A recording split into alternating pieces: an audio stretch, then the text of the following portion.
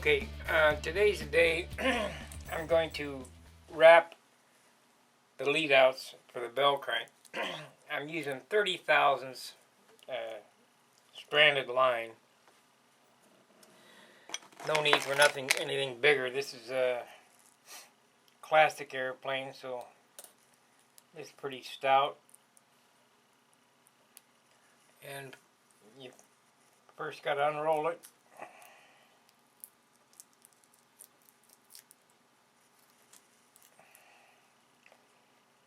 I had these Brett Buck style bell cranks,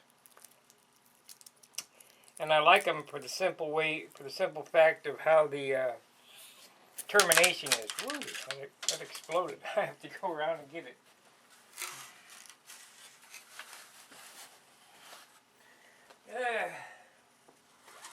For the simple way the termination is on the bell crank, it's definitely going to last a long time. It's a plastic piece sandwiched between two halves, and the bell crank is balsa in the center, but it's on a bearing. But you get these from Stunt Hanger Hobby, but once you use them, you can't hardly reuse them. You have to cut the lead outs off. So we're going to rewrap these, and I thought that I would show you how I terminate the lead out ends so that they won't come off. They comply with the AMA rule book, and it's very professional. It's real easy to do. So first, slide the lead out through around the bearing, and to get some snips here. We're going to cut off about this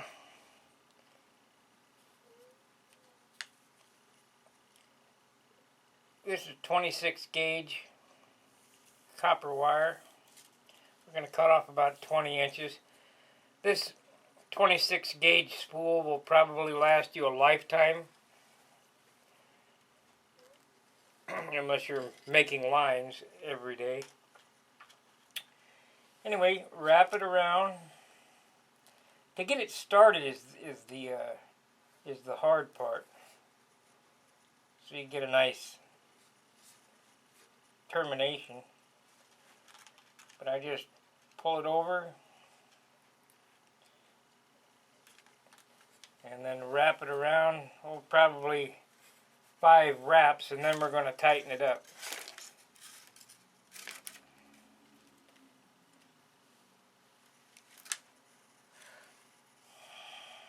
It's hard to keep them on camera. But I wanted to show this, even though most of you watching this either have your own method or don't use this type system. I wanted to show this because there are some that will be watching this that have never wrapped lead outs. So now we have a giant loop here around the bell crank termination. And we're going to make sure that it's in the groove of the bearing and tighten it up. And once you push it up, it'll stay up there because of friction.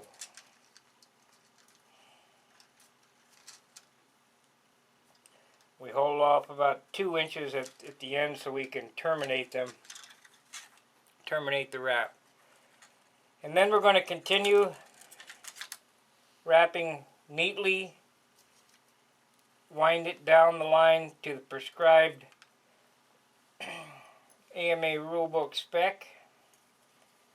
And I'm not going to tell you what that is because I want you to look it up. Look it up in the rulebook. I suggest that you use it. I think it's overkill, but I suggest that you use the prescribed length for the simple fact, in case anything happens, which is never, but in case something happens, then you're covered by insurance because you followed the rules. And that's why I want you to look it up in the rule book what that length is. Not only that, it gives a drawing of how it's supposed to be done. And this is not rocket science. It's all an approximate. If you're within 1 or 2 turns of the correct length, I'm sure that it'll be fine. Try to make it overkill, or go over the prescribed length.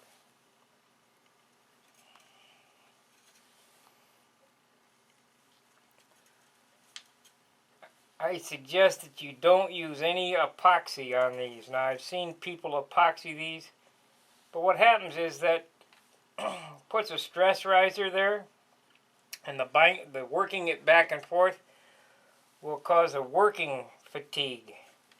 So what I do is I use heat shrink on it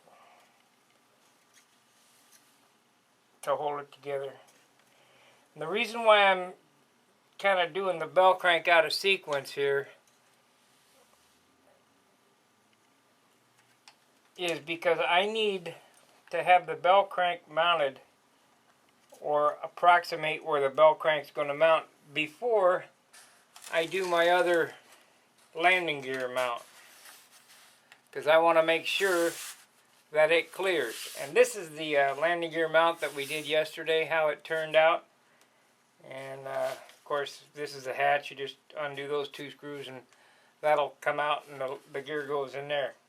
But I want to have the approximate area for the bell crank so I can get the lead out angle, because I certainly don't want to have the lead outs rub the landing gear block in its full travel.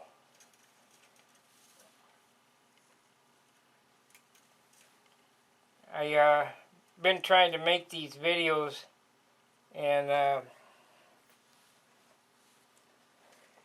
move quickly through the process, and in that haste I've made a few mistakes that I've had to go back and clean up, such as this landing gear situation.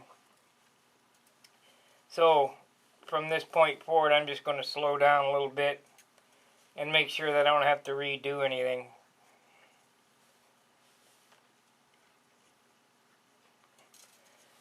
But we're on day 5, and we have the wing complete. If I wasn't making movies, I could finish this wing today. Okay, let's measure this, make sure that we have it correct.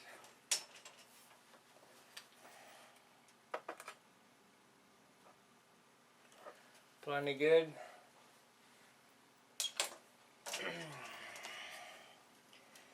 Then neatly fold the tail back onto itself.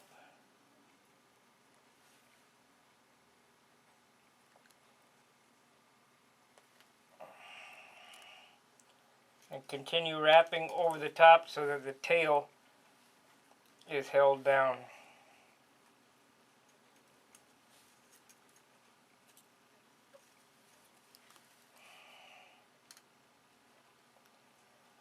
Now, I like mine to be very neat, but I'm not sure that with as neat as that I try to make them, that it makes a difference. I think if you don't get them absolutely perfect, I don't think it much matters as long as it's done in this manner. About everything we do in control line stunt is way overkill. And if you think that's overkill, I built the scale airplane and found out over 4 pounds I got to use 27 thousandths lines. Holy moly.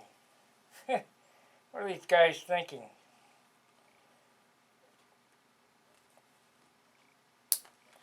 And you cut the tail off, even with the where you started, and continue to wrap to the end. I'm probably going to make this video public domain because so many people really need to know how to do this correctly.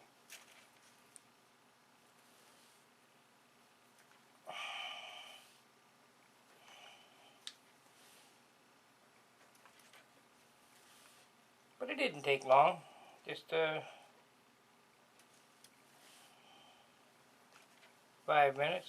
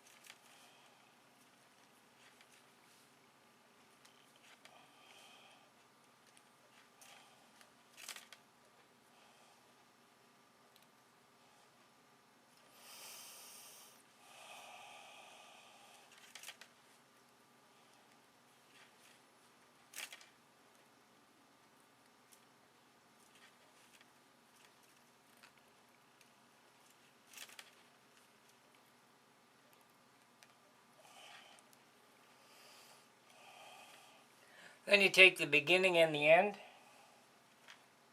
and twist them together.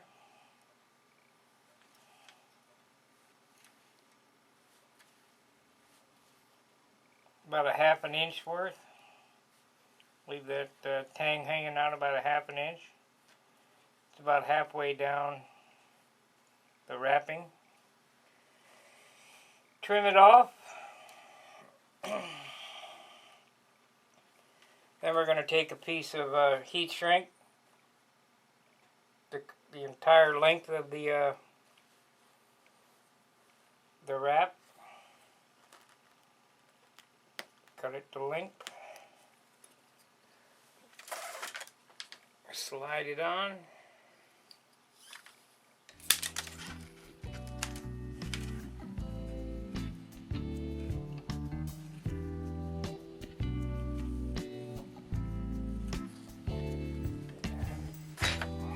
Get the heat gun out.